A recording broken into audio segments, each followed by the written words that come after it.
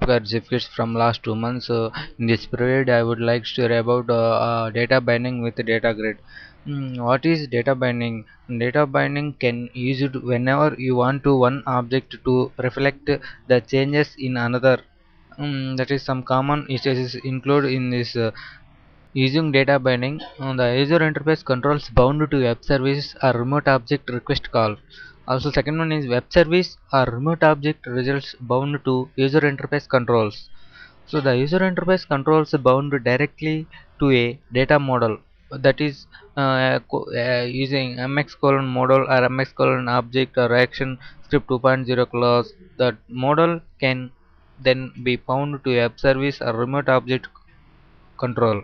Here data binding with the data grid. Here using bindable metadata tag, I bind the data within array collection, that contains a name variable and employee's name.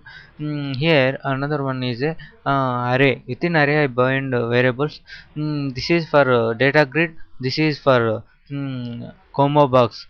Here within data grid we call using data provider. Using data provider we call employees data from array collection. Here within comma box using data provider we call array data, that is employee one. Here that will if you select within comma box any name, that will display here with vbox. The output will display like this. If you click here like Srinu data will display here. Here in data grid, same data bindable.